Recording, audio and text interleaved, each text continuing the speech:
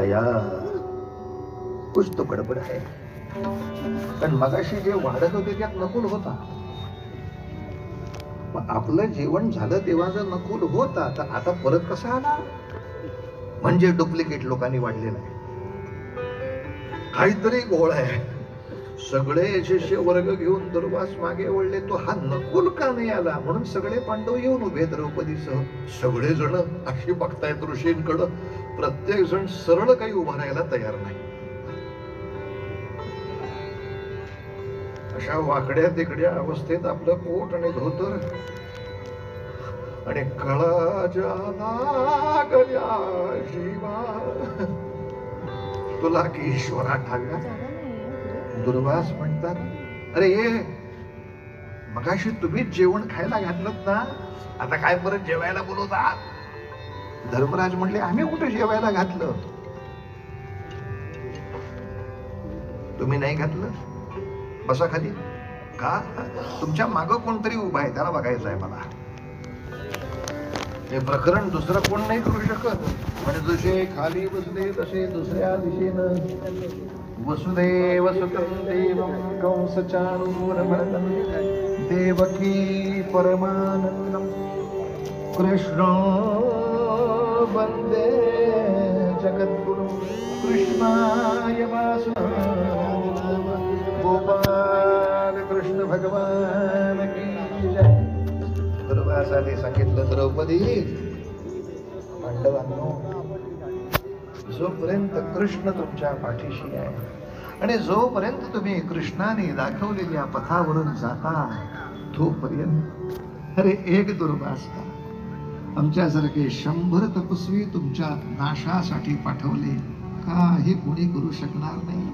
आम्ही जास्तीत जास्त योगी आहोत. समोर काय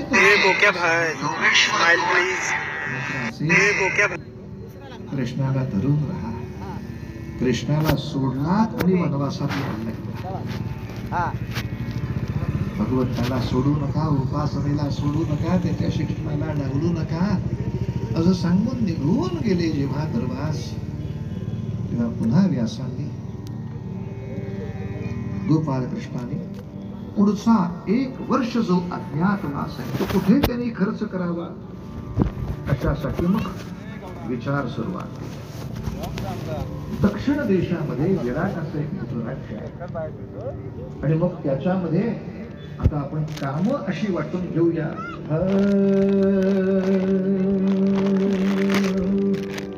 धर्मराज, तुम्ही वेगवेगळ्या मार्गाने नगरात घुसायचं, राजाशी संपर्क करायचा आणि सगळ्यांनी बहुतांशी कारण हेच सांगायचं की आम्ही पांडवांकडे नोकरीला होतो, पण आता पांडवच परागंदा झाल्यामुळे आम्हाला कुठे नोकरीच नाही असं सांगितल्यानंतर विराट नक्की नोकरी दिली. का बरं? पण विराट हा त्याच्या देशाचा फक्त मुख्यमंत्री आहे भारताच्या दृष्टीने आणि तुम्ही सगळे मोदींच्या ऑफिस मधले आहात. तुम्ही जेव्हा महाराष्ट्रामध्ये येऊन फडणवीस साहेबांना सांगा की मी मोदी साहेबांचं ऑफिस सांभाळत होतो, तेव्हा दुसऱ्या नंतर ते होत म्हणणार आहे. मी अमित शहा साहेबांचं किचन सांभाळत होतो. अरे हो का? कुठलाही मुख्यमंत्री हा एवढ्या केंद्रीय पातळीवर ज्यांनी कामं केली असतील त्याला आपल्याकडे ठेवायला तितकाच उत्सुक राहणार आहे. त्यामुळे काळजीच करू नको बाबा. कंस नाम घेईजे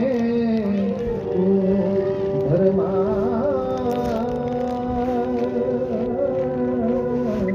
कंस नामे घेईजे धर्मा, कंस नामे हे कंकना. कंक नावाचा एक सल्लागार परिषदेमध्ये होताच म्हणून सांगून जा आणि तुझ्या ओळखीनं भीमाला घुसव. कंकनामे घेईजे तू धर्मा,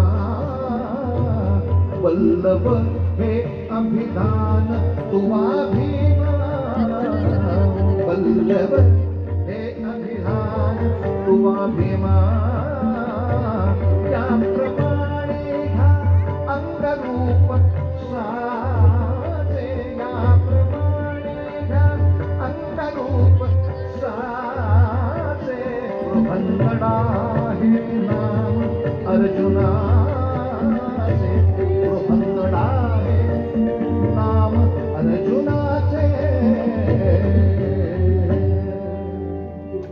प्रत्येकाने वेगवेगळ्या मार्गाने प्रवेश मिळवला. तो कंक नावाचा ब्राह्मण सांगू लागला, मी असा असा धर्मराजाकडे होतो, तो नोकरीला लागला. हा बल्लव, हा स्वयंपाक करणार, त्याला पगार किती लागेल? काही फार पगार नाही, फक्त जेवून खाऊन खेळला तरी खूप आहे. हाच पगार केवढा मोठा आहे. त्याला खायला घालायचं पण काम काय करेल? वा वा वा. त्याची हाताची चव काय विचारता. भीमाने वर्षभर स्वयंपाक केलाय बरं का. तुला स्वयंपाक करायचा काय पुरुषाची कामं आहेत विचारू जाऊ नका. जेव्हा जेव्हा जे जे लागेल ते. आणि अशा तऱ्हेनं नृत्यशाळेमध्ये अर्जुनाने जाऊन त्या मुलीला शिकवायला नकुल हा उत्तम रथ चालवला आणि घोड्यांचा अतिशय या नात्याने तिथे आला. आणि सहदेव गायीपुराणीची काळजी घेणारा या नात्याने तिथे आला. आणि सगळ्यात अवघड गोष्ट होती द्रौपदीनं काय केलं. तर द्रौपदीनंच तिथे जाऊन सांगायचं की मी द्रौपदीची दासी होते. Hair designer with facial makeup systems असं सगळं मीच करत होते. त्या द्रौपदीचं आता काय ते कुठे गेलेत पांडव काही कळेना. तेव्हा मला तुम्ही तुमच्याकडे नोकरीला ठेवावं. हे शब्द म्हणणं किती अवघड आहे मला सांगा. शब्द म्हणणं किती अवघड आहे. म्हणजे तुम्ही आजच्या गणिताप्रमाणे विचार करू नका हो. द्रौपदीनं कोणाकडे नोकरी मागायची? आधी द्रौपदी कोण? जर विचार केला असता आणि राजीव गांधींची सत्ता स्थिर झाली असती तर राजीव गांधींच्या सत्तेमध्ये सोनियाजींचं जे स्थान होतं ती द्रौपदी असं असणार आहे. केंद्रीय सत्तेमध्ये राजीवजी पंतप्रधान असताना सोनियाजींचं जे स्थान आहे त्या पदावरच्या माणसांनी कर्नाटकामध्ये येऊन किंवा बंगालमध्ये जाऊन जयललितांच्याकडे नोकरी मागावी. की तुमच्या राज्यामध्ये मला हेअर डिझायनर म्हणून काम देता का? आपण त्या पातळीचा विचार करा. काही यातना असतील अंगाला, काय करावं. आणि तरी सुद्धा अशा रीतीनं या 6 जणांचं जे कार्य सुरू झालं यातला बारकावा लक्षात ठेवा. आपल्याला सगळे लोक शस्त्रांनी ओळखतात. त्यामुळे या 5ही जणांनी आपापली शस्त्र त्या विराटाच्या नगरीच्या बाहेर एक मोठं शमी वृक्ष होता. त्या शमी वृक्षावरती ही सगळी शस्त्र ठेवली. आता 1 वर्षाकरता जेव्हा पुढचा दसरा येईल तेव्हा ती शमी वृक्षावरची शस्त्र काढायची. म्हणून तो विजयादशमीचा दिवस, म्हणून तो सीमोल्लंघनाचा दिवस, म्हणून त्या दिवशी शमीची पूजा. पण शमीच्या वृक्षावरती ही सगळी शस्त्र ठेवली गेली. अर्थात हा अभ्यास असला पाहिजे बोलताना. मी शिवचरित्रामध्ये हे बोललो होतो, एक आठवण देतो. आता अनायसे यांनी आता ती आठवण केलीच की कीर्तन संध्या या युट्यूबच्या माध्यमातून आपण शिवछत्रपतींच्या पासून कारगिलचा सगळा इतिहास टाकलेलाच आहे युट्यूबला. पण अजून त्याची सबस्क्रायबर संख्या 12 कोटी मराठी जनतेच्या तुलनेत 10% सुद्धा नाही. आणि याच्या उलट तुझ्यामध्ये अडकलाय जीव माझा थोडा, जसा पावामध्ये बसलाय वडा. या गाण्याचे सबस्क्रायबर 6 लाख. मलाच काही वेळेला वाईट वाटायला लागतं. हे वडापावचंच गाणं घ्यायला पाहिजे होतं कीर्तनामध्ये. काय करावं तेच कळत नाही. कारगिलच्या युद्धाच्या वेळेला किंवा आपल्या बायकोचा भाऊ किंवा आपल्या बहिणीचा नवरा. मेहुणा दोन प्रकारे, आणि मेहुण्याला आपल्या सगळ्या भाषेमध्ये साला असं म्हणतात. काय कळले? लोकभाषेमध्ये साला याचा अर्थच मेहुणा. तेव्हा आपल्या सगळ्या व्यवहारामध्ये किमान साला म्हणताना विचार करून बोला. हो, आपल्या मित्रमंडळीपैकी 10-15 पोरांना आपण साल्या म्हणून हाक मारणं म्हणजे आपल्या बहिणीचे किती नवरे झाले. अशी आपल्या बहिणीची अब्रू चव्हाट्यावर जाते. एवढी अक्कल भावानं येऊ दे, साल्या म्हणताना पुष्कळ झालं. बरं, बाकी नावं आहेतच ना शिव्या घालायला, तो साला कशाला पाहिजे? काही काही शब्द भयानक आहेत. आणि हा कीचक नेमका लेखाचा तिथे आल्यानंतर सत्तेनं धुंद झालेला कीचक त्याने सांगितलं, कीचक नामे सेना पालक शालक मत्स्यपतीचा एके दिनी तो सहज पातला गृही निज भगिनीच्या.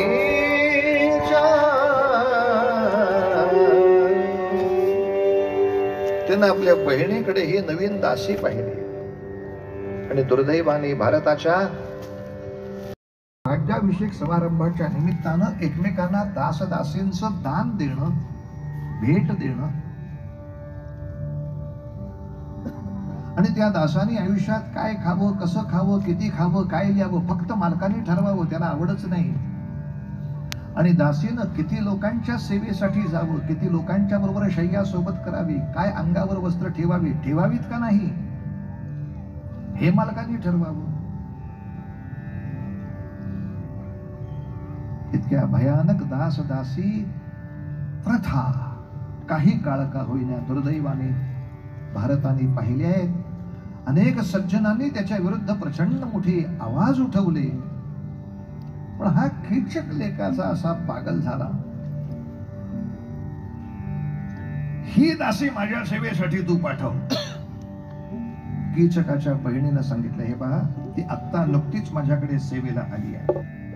तेव्हा असं सगळ्या कुणीही दासी बघितल्या की लगेच माझ्या सेवेला पाठव, हा तुझा वेडेपणा चालणार नाही. तू शांत राहा. मी काय तिला काय लगेच लग्नासाठी मागत नाहीये, नुसतं सरबत देण्यासाठी येऊ दे तिला माझ्या महालात. द्रौपदीच्या लक्षात आलं जे काही प्रकरण होतंय ते. आणि द्रौपदीनं जेव्हा त्याच्या महालामध्ये फक्त सरबत देण्यासाठी म्हणून जाण्याचं धाडस केलं, तोपर्यंत तिच्या मागं लागलाच पटल्या. हात धरायचा प्रयत्न केला म्हटल्यावर हात झडकारलांची धावत धावत धावत धावत सुटली. विराटाच्या दरबारात येऊन उभी राहिली. सैरंध्री म्हणे विराट राया, आम्ही आलो तुझिया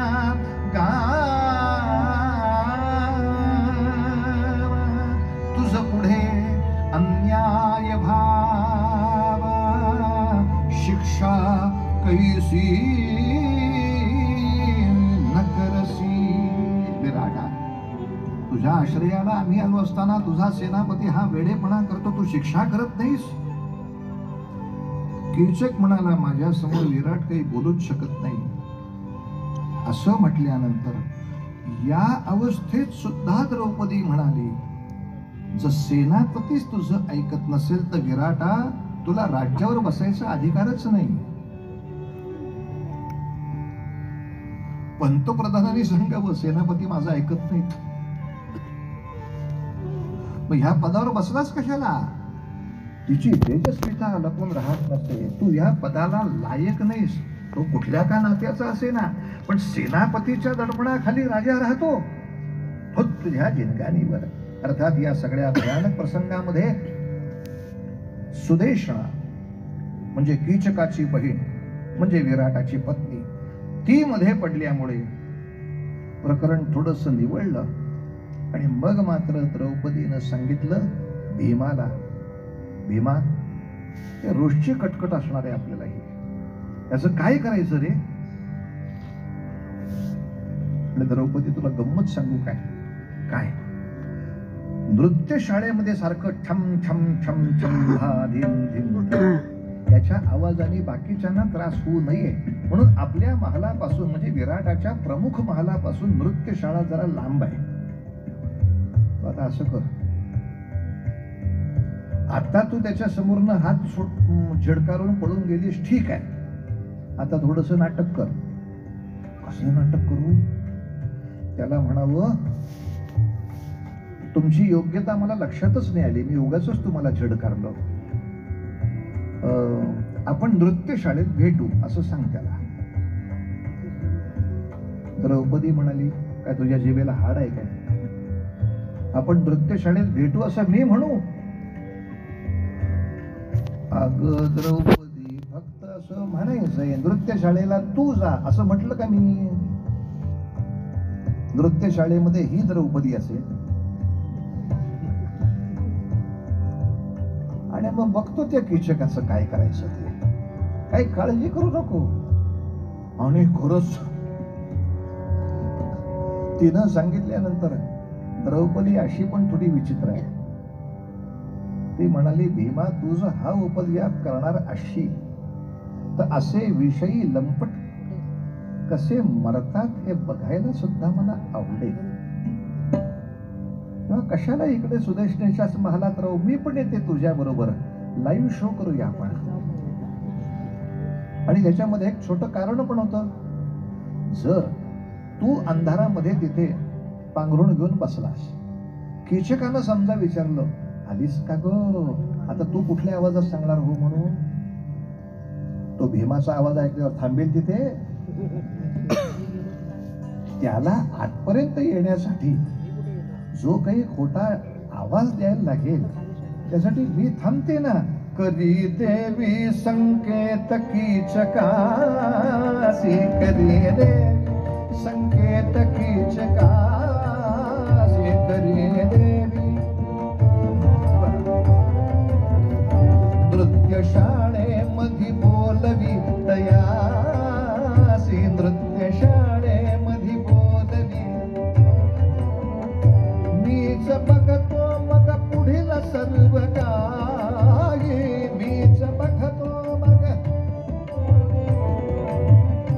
पुढे त्याचा मग जाच कुणा नाही, पुढे त्याचा.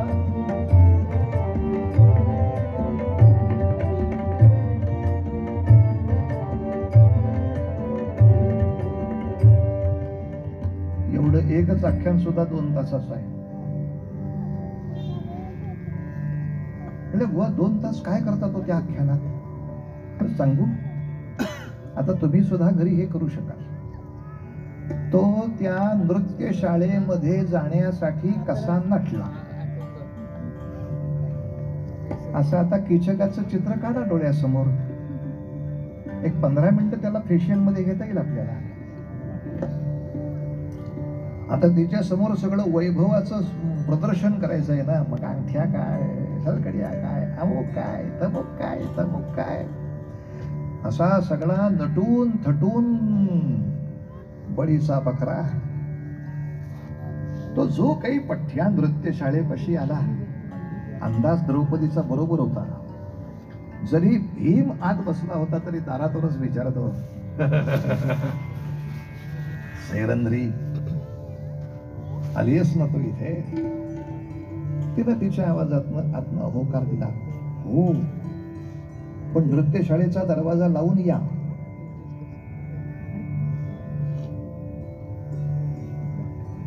वाह, हुशार दिसतेस. आहेच हुशार, या. पण तो दरवाजा का लावायचा त्याला काही कळला नाही. अगदी कोयंडा सुद्धा लावतो, घ्या लावून एकदा. आणि काय गडबड झाली महाराज. भीम झोपला पलंगावरी, भीम झोपला पलंगावर. रात्र बाजूला पुरी अंधारी, रात्र बाजूला. थोडीशी टाकली होती त्यानं, त्यामुळं भानच नाही. त्या पलंगापाशी येऊन बसला आणि डोक्याला जो हात लावला त्या अंधारात कळत होता. भीमाचे केस त्याच्या हाताला लागले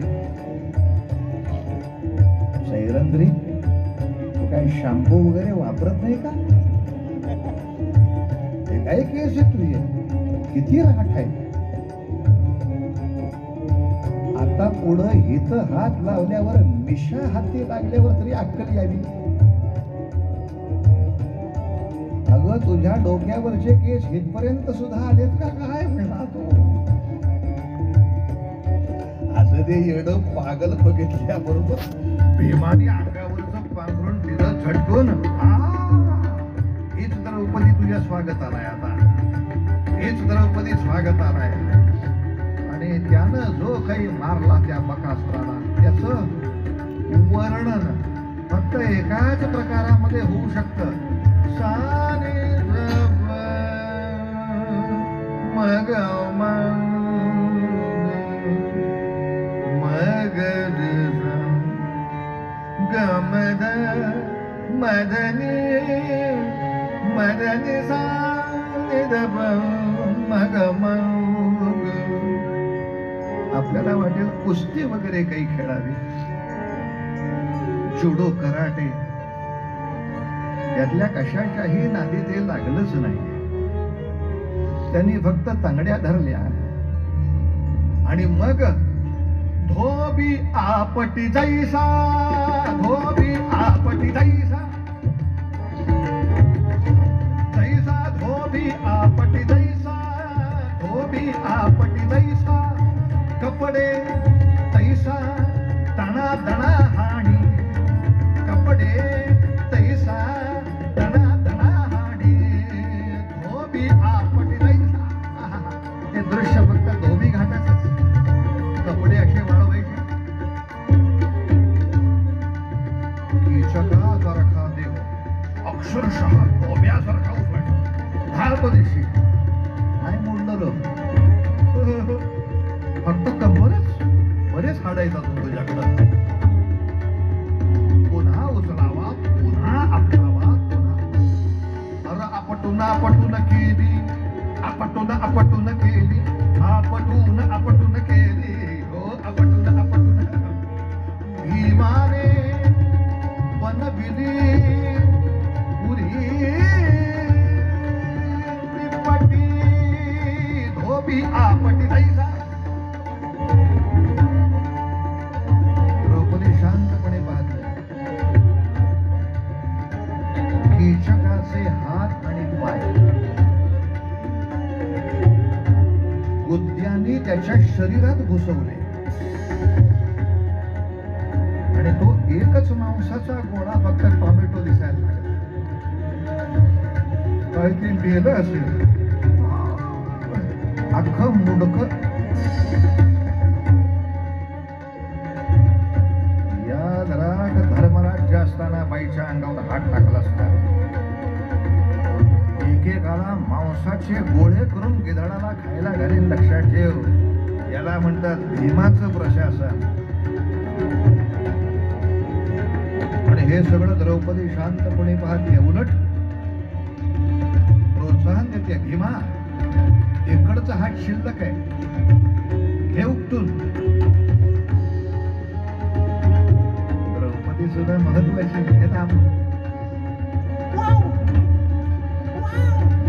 किंचळू नको मांजरे, इथं मारामारी चालली. तिथं इतका थंडपणे बघत होते कीचका. माझे गंधर्वपदी काय ते तुला आता कळेल. मारून मारून मांसाचा गोळा करून त्याला तिथं टाकून दिला. हात पाय धुवून भीम आपल्या मुक्कामावर गेला. सैरंद्री आपल्या मुक्कामावर गेली. पहाटेच्या वेळेला दूधवाले आले. त्याच वेळेला ह्याचा आपटा आपटी बार कुणाला ऐकू येऊ नये म्हणून पलीकडच्या दालनामध्ये स्वतः पार्थराज मृदुंग वाजवत बसले होते. धाम धाम धाम धाम धाम धाम धाम धाम धाम धाम धाम धाम. साधारण रात्री मध्यरात्री तो मृदुंग थांबला. सगळीच दारं बंद दिसल्यामुळे गवळ्यांना वाटलं काल बराच रियाज झालेला दिसतो ह्या लोकांचा, आराम करत असावे म्हणून मागे वळावं तर पारातून रक्ताचे पाट. वार्ता समजवली आणि कीचक इतक्या भयानक पद्धतीनं मेला कळल्या बरोबर. कीचकाचे हे 7 भाऊ होते. त्या सगळ्यांच्या लक्षात आलं या सैरंध्रीमुळे आपला हा भाऊ मेलेला असला पाहिजे. ते सकाळी सकाळी तिच्या रस्त्याने चालून गेले. आता कीचकाबरोबर तुला सुद्धा सतीच जायला लावतो तिरडीवर. भीमाला फक्त समजलं सैरंध्रीला सुद्धा ते धरून स्मशानाकडे नेत आहे. होय काय, आता म्हणजे पुन्हा एकदा आफ्रिकन व्हायला लागेल मला. त्याने खरंच त्या सगळ्या कोळशे सगळे काढले चुलीतले, बसा बसा बसा बसा मस्त अंगाला लावले, ते शेंद्री पट्टे काढले आणि स्मशानातच वाट बघत होता. या आपल्या सर्वांचीच पुण्यतिथी घेऊया. आणि स्मशानातलं गरज एखादं भूत उठावं.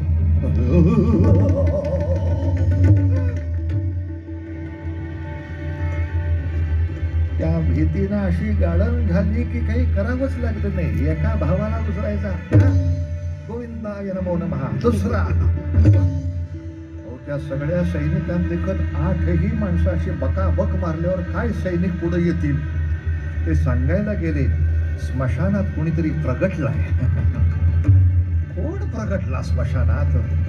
आणि सगळ्या गोविंदाय नमो नमः करून जेव्हा बल्लव परत आला आणि नेमकी ही वार्ता हस्तिनापुराला पोचली. आपल्याला वाटत होतं पांडव सापडत नाहीत. कीचकासारखा माणूस मारणं पांडवांशिवाय दुसऱ्या कोणाला शक्य आहे असं वाटत नाही. त्यामुळे मग एकच मार्ग. दुर्योधनाने सुशर्मा नावाचा आपला एक मित्र बोलावला आणि त्याला सांगितलं आपण दोघं मिळून विराटाच्या नगरीवर आक्रमण करू. या नगरीवर एकदा आक्रमण केलं, एका दिशेनं मी प्रचंड मोठं गोधन विराटाचं पळवतो, दुसऱ्या बाजूनं तू पळव. कीचक मेलेला असल्यामुळे त्यांच्याकडे सेनापती नाहीये आणि आता पांडव विराटाचं रक्षण करण्यासाठी बाहेर आल्याशिवाय राहणार नाहीत. ते एकदा मुदतीच्या आधी प्रकट झाले की आपल्या त्या शिवाशिवीच्या डावासारखं आहे लपाछपी. ते जर आधी प्रकट झाले तर पुन्हा त्यांना अज्ञातवासाकडे पाठवून आणखीन 1 वर्ष आपल्याला आपलं राज्य उपभोगता येईल. जाऊया सगळीकडे. आणि मग मात्र विराटाच्या एका बाजूनं सुशर्माची सेना आणि विराटाच्या दुसऱ्या बाजूनं प्रचंड असलेली दुर्योधनाची सेना. हाहाकार उडाला, अनुकीचकही जळून जाय सगळा. विषयांधतेचा पाहे सर्वाला प्राण तो कसा सकटा. राम राम हरे हरे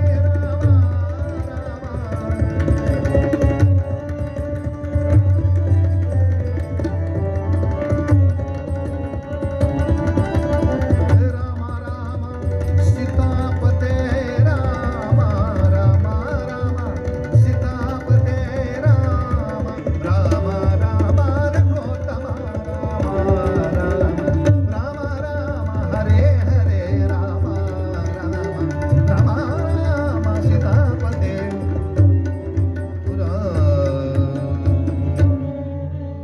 प्रसंगानंतर आपल्याला झाकी म्हणून कृष्ण आणि अर्जुन हे दोघं जण आपल्या रामकथेप्रमाणे या प्रमुख प्रवेशद्वारातून आपल्या इकडं मंचापर्यंत यायचे आहेत. तेव्हा त्यांच्यावर आपल्याला पुष्पवृष्टी करायची आहे थोडी. त्यामुळे आतापासून फुलं वाटायला घ्या. तेव्हा आपण छान पुष्पवृष्टी करू. कारण आज आपल्याला मोठा वेळ थोडा ठेवला पाहिजे, कारण वंदे मातरम संपूर्ण होणार, त्यासाठी थोडा जास्त वेळ लागेल. आणि त्याला जास्त वेळ देण्याचं कारण वंदे मातरम हे आपलं देशभक्तीपर आणि दुसरं राष्ट्रभक्तीपर आणि राष्ट्रगीत सुद्धा निर्माण होण्याला या वर्षी 150 वर्ष पूर्ण होत आहेत, लक्षात घ्या. त्यामुळे शतकोत्तर सुवर्ण महोत्सव त्या गीताचा आहे, म्हणून त्याचा एक विशेष सन्मान आपण केला पाहिजे. या न्यायाने आपण संपूर्ण वंदे मातरमचाही विचार करतो आहोत आणि त्याचबरोबर ही झाकी सुद्धा आपल्यापर्यंत येणार आहे. आता सांगण्याचा तो प्रसंग मात्र इतकाच की एका बाजूला सुशर्मा नावाच्या राजाने आक्रमण केलं, काही पळवल्या आणि त्या आक्रमणाला तोंड देण्यासाठी विराट राजा स्वतः निघाला, सैन्य घेऊन निघाला. अर्थात नेहमीच त्याची युद्ध तो कीचक करत असल्यामुळे विराटाला तेवढा सराव नाही. तो सुशर्माशी युद्ध करायला गेला खरा, पण वेढला गेला, अडकून पडला.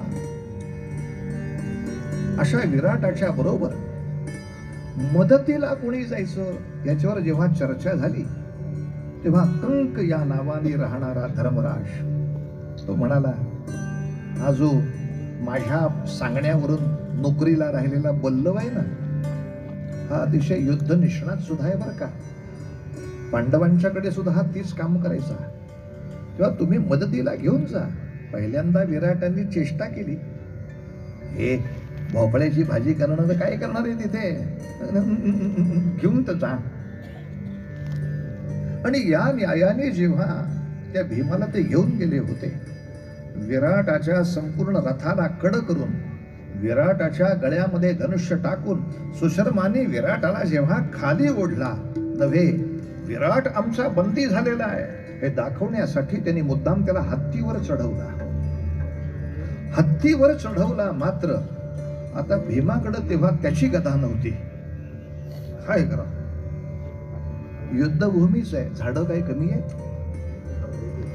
त्यातलं एक झाड जे मुळासकट सोट्याने काढलं पठ्याने, आणि त्या एका झाडाच्या जोरावर ज्या हत्तीवरती विराटाला ठेवला होता तो गदा घाते पाडिले कुंजिराते, गदा घाते पाडिले कुंजिराते, ताडकन तडाखा लावला तो हत्ती आडवा. विराट म्हटला, उतरायला त्रास नको तुम्हाला, या म्हणले बाहेर अंबापेक्षा बसा रथा, निघा नगराकडे बघतो एकेकाला. हातामध्ये झाड घेऊन त्या संपूर्ण शत्रू सैन्याचा राप राप राप राप सोथडा करतोय भीम. एवढ्या दुर्योधनाने आक्रमण केलं.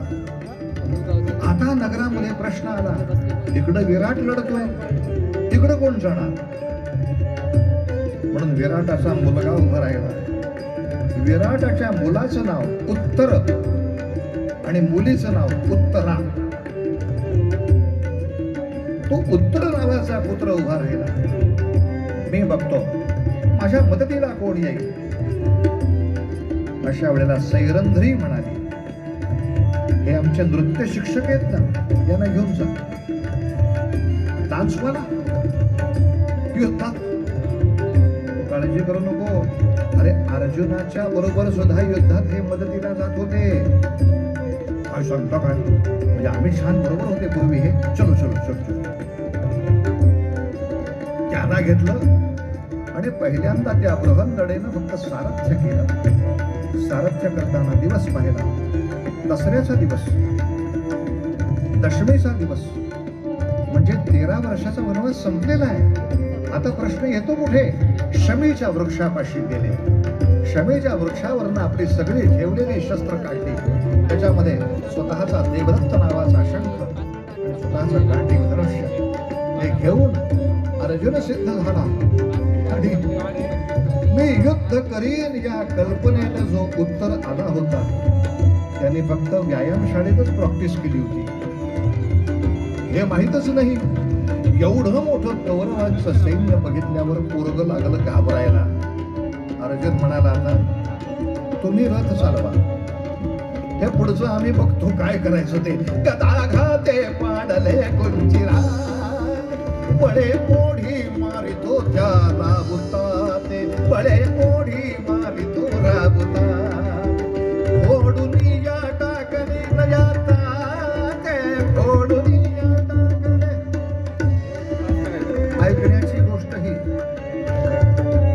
उत्तरा म्हणजे उत्तरची बहीण, ती आपल्या भावाला असं म्हणली होती, मला भावला बाहुलीचं लग्न करायला तू पराभूत केलेल्या सैनिकांचे कपडे आणून दे, शेले. माझ्या भावाच्या पराक्रमाच्या शेल्यातून मी बाहुल्या करीन. कुठल्या बाहुल्या, याचीच बाहुली झाली होती. पण अर्जुनाने सर्व कौरवांच्या सैन्याला स्तंभित केलं, मूर्छित केलं. गंमत अशी आहे,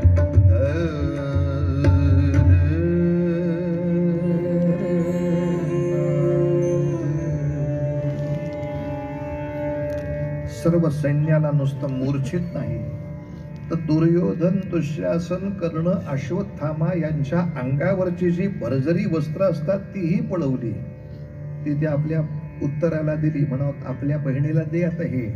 तिथं जाऊन काय करणार, ते म्हणजे झालं. हे सगळं इकडं होईपर्यंत विराट राजा आला होता. भीमाने त्याला वाचवलं होतं म्हणून तो येऊन पोचलेला.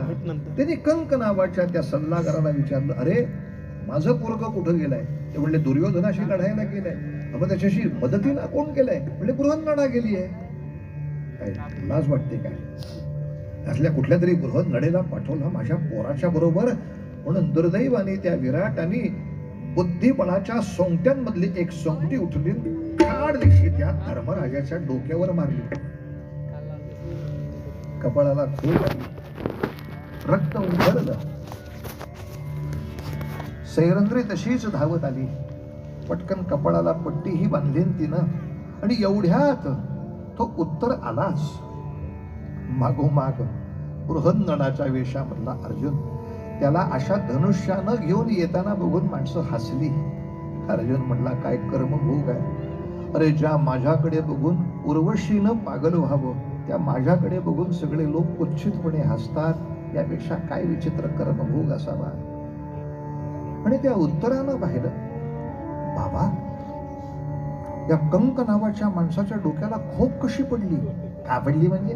मूर्ख माणूस, याच्या सल्ल्याने तुझ्या मदतीला त्याने बृहन्नडेला पाठवलं. तेव्हा त्या राजपुत्राने साष्टांग दंडवत घातला, बाबा वेडेपणा करू नका, या माणसाच्या सल्ल्यामुळे मी जिवंत तुम्हाला दिसतोय. काय सांगतोस? आणि तेव्हा मात्र पांडवांनी आपलं मूळ रूप प्रगट केलं. तोपर्यंत तिकडचं सगळं मोहिनी जाळ उतरलं. दुर्योधन ही शुद्धीवर आला, दुःशासन शुद्धीवर आला, कर्ण शुद्धीवर आला. हे कोणीही सगळे एकत्र येऊन सुद्धा अर्जुनाला जिंकू शकलेले नाहीत. हे पराभूत होऊन निघाले. मात्र फक्त दुर्योधनाने विचारलं, का हो पांडव 1 वर्ष संपायच्या आत आलेत? भीष्म म्हणाले, नाही, तू 13 वर्ष ही चैत्र ते चैत्र मोजतोयस. त्या 13 वर्षात अधिक मास किती गेले? आणि त्यामुळे 1 संवत्सर म्हणजे 12 महिने असं धरलं तर आधीच खरं 4 महिन्याचा विषय निघून गेलेला आहे. त्यामुळे ते उलट वेळ झाल्यानंतर प्रगट झाले मध्ये, त्यांना काहीही तुला दोष देता येणार नाही. म्हणून मग सडफडत सगळी कौरवांची सेना गेली महाराज. अर्थात आपल्याला पुढं माहिती आहे सगळं व्याख्यान काय दुर्योधनानं दिलं ते. अरे राज्य कधी मागून मिळत नसतं, ते लढवून मिळवावं लागतं. शेमड्या, तू कुठलं युद्ध करून मिळवलं होतंस? तू जुगारामध्ये फसवून घेतलेलं राज्य आणि व्याख्यान. तेव्हा दुर्योधनाची लायकीच बढाया मारण्याची ती आपण सप्रमाण बघू शकतो की ज्याचा पराक्रम नाही, जो पांडवांच्या समोर इतक्या वेळेला थापडा खाऊन हारून आला, तो पुन्हा हुशारकी मारण्यासाठी पांडवांना संपवील. पण असो, त्याने काही का हुशारकी मारेना, त्याने काही का करेना. किमान आपल्यामध्ये होणारा जितका जास्तीत जास्त संघर्ष टाळता येईल तेवढा संघर्ष टाळावा. आणि जेवढं जमेल तेवढं शांततेनं ह्या समाजाचं जीवन असावं. यासाठी धृतराष्ट्राशी बोलणी करण्याकरता स्वतः गोपालकृष्ण यायला तयार झाले. आणि आता धृतराष्ट्राकडे त्याला नेण्यासाठी साक्षात अर्जुन त्याचा हात धरून आपल्या सगळ्या या कीर्तन स्थळापर्यंत येत आहेत. अशा वेळेला छानपैकी भजन करत राहू, पुष्पवृष्टी करत राहू आणि या सगळ्यांना आपापल्या वाद्यांची करामत करायला मोकळं सोडूया. श्री कृष्ण गोविंद हरे मुरारे, हे नाथ नारायण वासुदेव. श्री कृष्ण गोविंद हरे मुरारे, हे नाथ नारायण वासुदेव. श्री कृष्ण गोविंद, श्री कृष्ण गोविंद, श्री कृष्ण. ऑर्गन सुरू करा. चलो क्या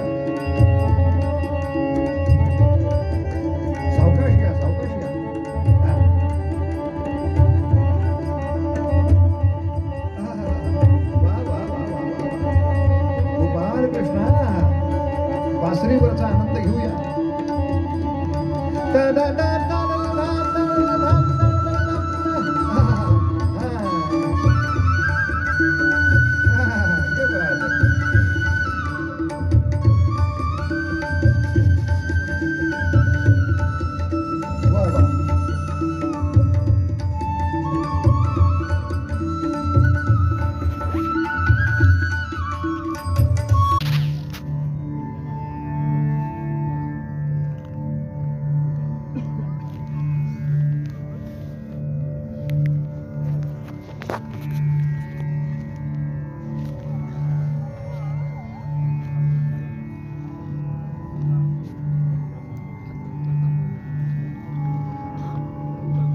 कृष्ण आणि अर्जुन देखाव्यामध्ये कृष्णाची व्यक्तिरेखा निभावलेली कुमारी सावनी सरपोतदार आणि अर्जुनाच्या भूमिकेत आलेली कुमारी ओवी जोशी या दोघींसाठी एकदा जोरदार टाळ्या वाजवूया.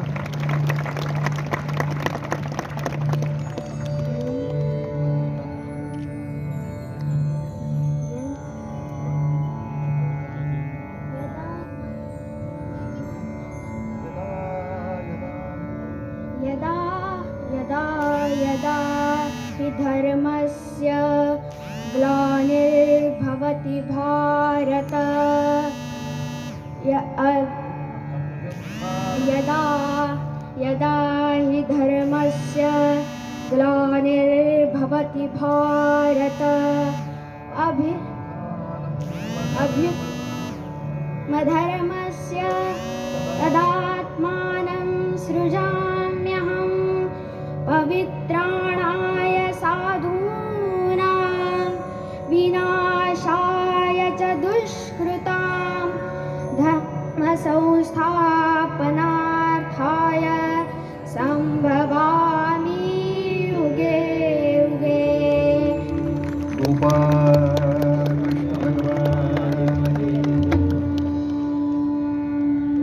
आपण समापनाकडे जाताना दासा साह्य नारायण अशा रीतीनं परम पवित्र अशा महाभारताच्या अनेक कथा आणि त्यातून येणारे विविध संदेश आपण ग्रहण केले. आपण ते अनेकांच्या पर्यंत पोचवू यात संशय नाही.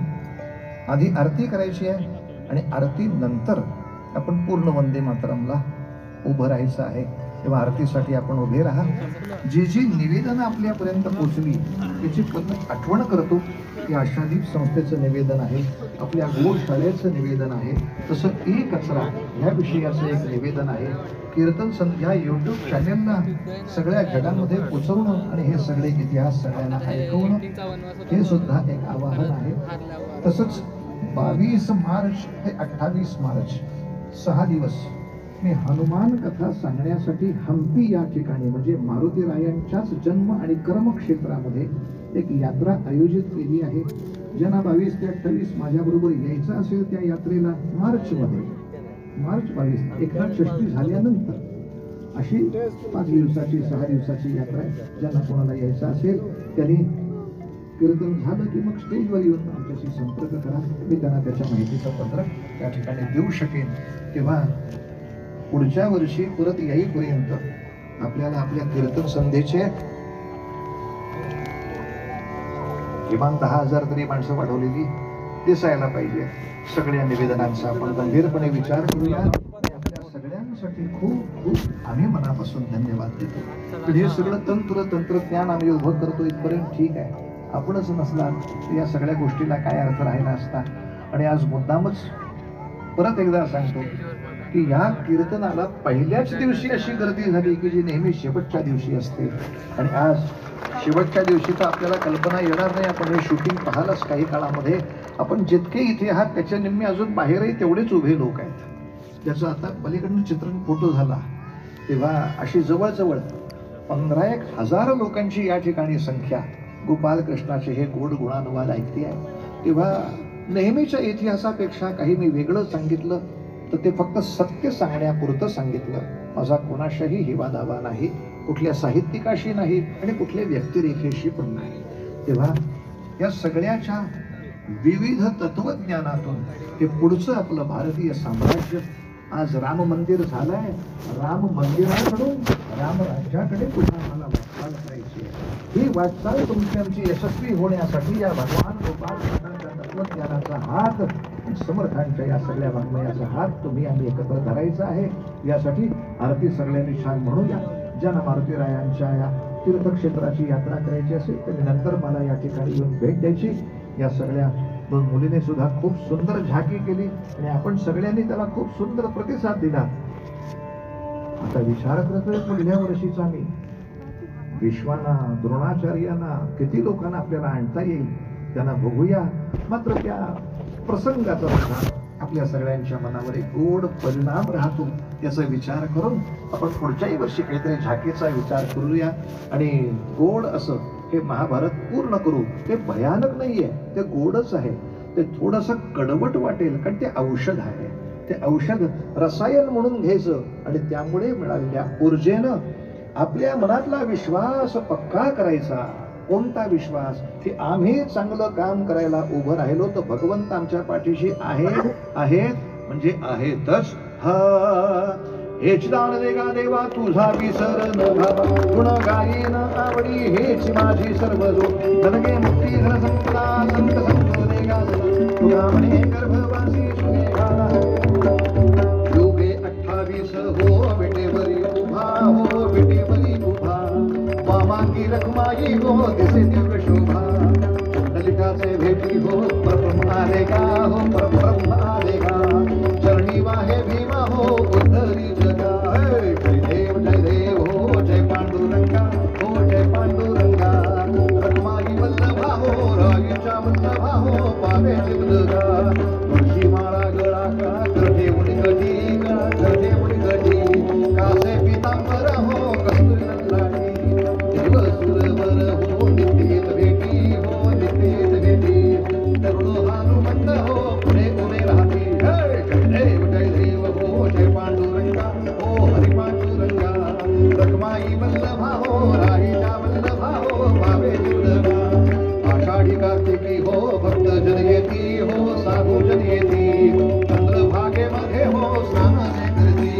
दर्शन हेळा मात्र हो दया होय मुक्ती, हो दया होय मुक्ती.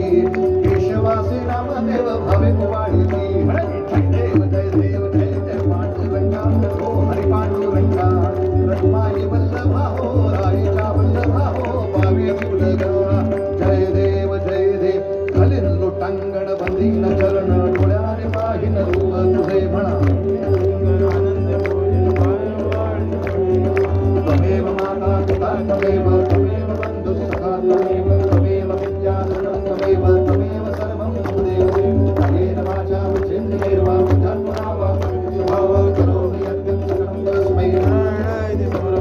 अच्युतं केशवं राम नारायणं कृष्ण दामोदरं वासुदेवं श्रीधरं माधवं गोपिका वल्लभं जानकी नायकं रामचन्द्रं भजे. हरे राम राम राम हरे हरे कृष्ण कृष्ण कृष्ण हरे हरे. हरे राम राम हरे हरे. सदा सर्वदा योग तुझा गणावा, तुझे कारणी देह माझा पडावा. उपेक्षो नको गुणवंता अनंता, रघुनायका मागणे हे चिराता. जय जय रघुवीर समर्थ महारुद्र हनुमान की जय.